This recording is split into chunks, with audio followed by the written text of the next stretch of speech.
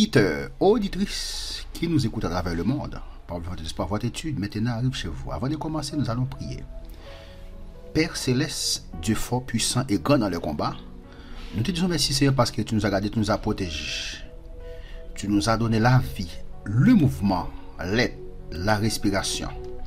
Donc aujourd'hui, nous avons l'opportunité, l'occasion d'annoncer ta parole. Nous te demandons, Père Céleste, Dieu Alpha et Oméga, le commencement et la fin, d'éclairer notre esprit, d'ouvrir notre intelligence, afin que nous puissions partager ta parole. Parle Seigneur, ton serviteur écoute. Nous te prions, non en vertu de nos mérites, mais au nom de Jésus, ton Fils qui vit au siècle des siècles. Amen. Donc, vous qui avez abonné à ma chaîne YouTube, Dieu va continuer à vous bénir pour ce grand travail. Vous qui n'avez pas encore abonné à ma chaîne YouTube, abonnez-vous maintenant pour recevoir YouTube. Abonnez-vous maintenant pour recevoir une nouvelle étude chaque semaine. Nous étudions le lundi et le mercredi les doctrines bibliques. Le vendredi et le dimanche, le livre des Proverbes. Le samedi, venez louer et adorer avec nous. Donc aujourd'hui, nous avons un nouveau sujet qui est ne pas être égoïste. Ne pas être égoïste. C'est notre sujet pour aujourd'hui. Ne pas être égoïste. Ne pas être égoïste. Les Proverbes, étude 46. Ne pas être égoïste. Avant d'aller plus loin, nous allons définir le mot égoïste. Le mot égoïste là. Maintenant, c'est quoi une personne égoïste? Ou bien en quelque sorte, c'est qui une personne égoïste? C'est qui une personne égoïste? Allons voir ensemble. C'est qui une personne égoïste? Personne qui ne recherche que son intérêt. Mais ça veut dire égoïste. Égoïste, c'est monde seulement qui cherche intérêt pâle. Seulement intérêt pâle, li ouais. Pas seulement monde, mais il y a des pays tout qui comme ça.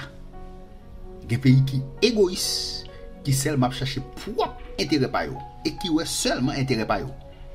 Donc égoïste, personne qui ne cherche que son intérêt, qui ne recherche que son plaisir, sa satisfaction personnelle. Ok? C'est ça. Et il est facile tout pour reconnaître un monde qui est égoïste. Comment reconnaître une personne égoïste? Et différentes caractéristiques de l'égoïsme. Donc, comment on reconnaître un monde qui est égoïste? Le numéro 1, il ramène tout à lui. Il ramène toute bagarre à lui-même. Il fait passer ses intérêts en priorité. Il ne tient pas compte des autres. Il ne pas tenir compte de l'autre, ni des désirs de l'autre. Il organise sa vie autour de sa propre personne. Il ignore le monde extérieur. Donc, nous avons différents synonymes pour le mot égoïste là. Nous avons égocentrique, individualiste, intéressé, personnel.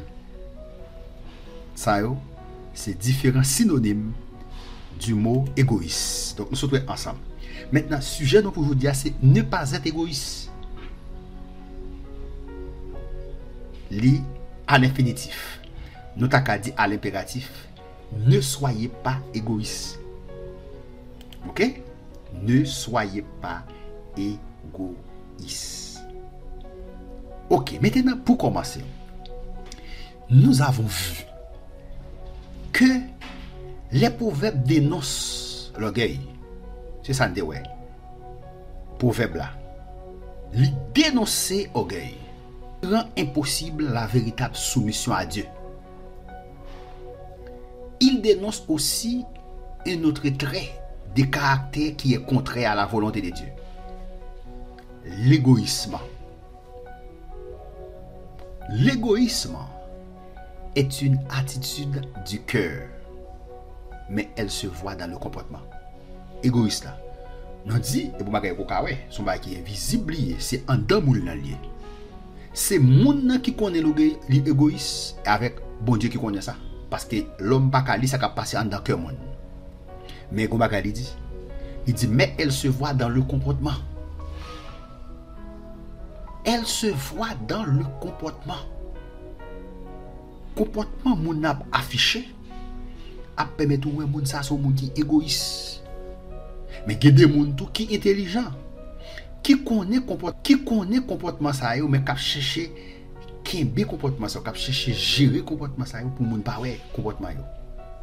Parce que les moun nan ouais comportement qu'on affiché a li gen son moun qui égoïste. C'est ça. Quel est l'exemple donné dans Proverbe 18 verset 1? Quel est l'exemple donné dans Proverbe 18 verset 1? Nous allons regarder ensemble Proverbe 18 verset 1. Proverbe 18 verset 1. Il dit, celui qui se tient à l'écart cherche ce qui lui plaît. Il s'irrite contre tout ce qui est sage.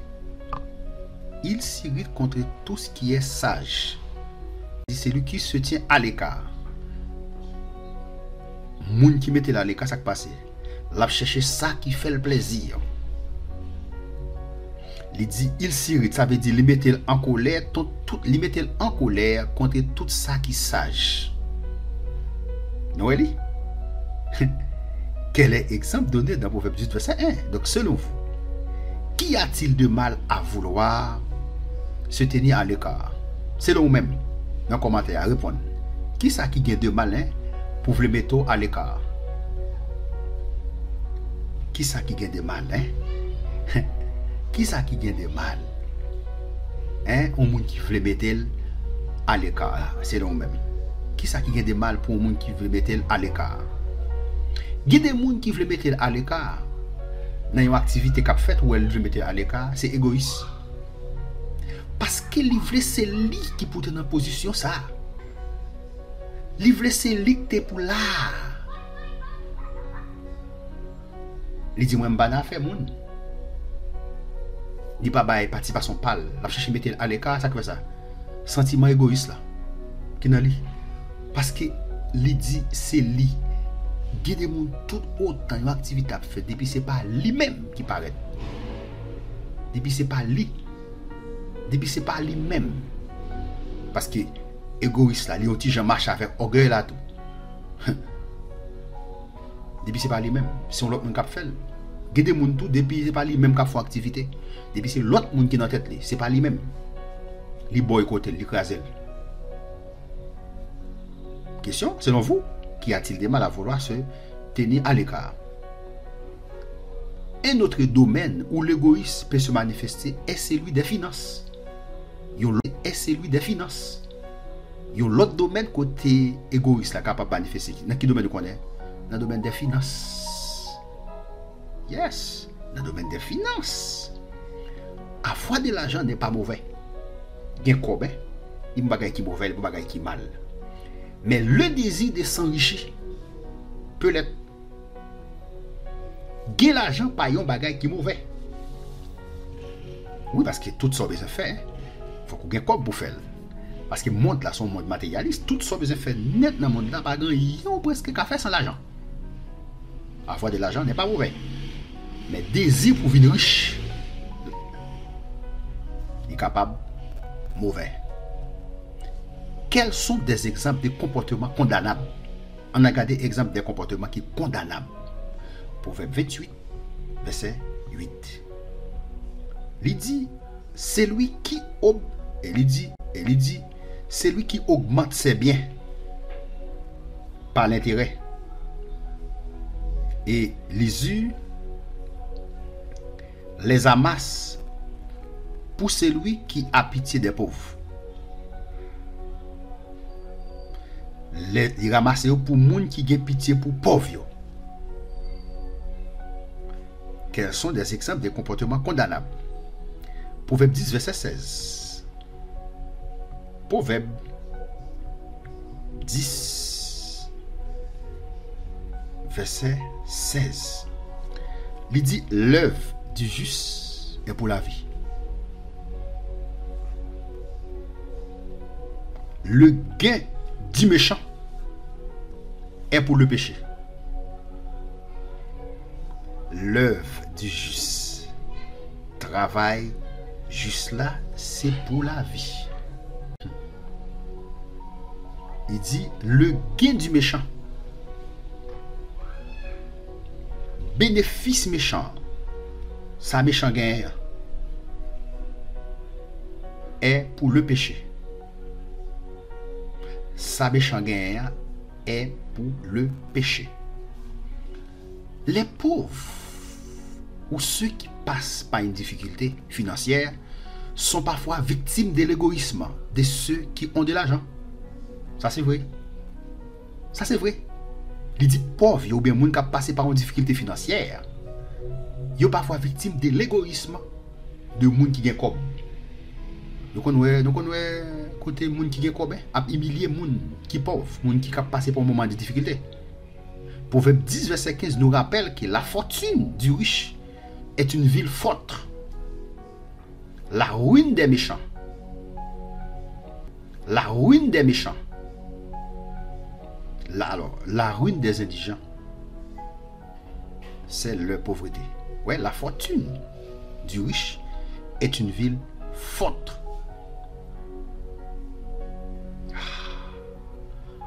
La ruine des indigents, c'est leur pauvreté. C'est le Proverbe 22, verset 8. C'est lui qui sème la fraude, moissonne l'injustice. Quelles sont les conséquences d'être un mauvais riche? Quelles sont les conséquences d'être un mauvais riche? Proverbe 1, verset 18, 19. Nous lisons ainsi. Et verset 18, 19.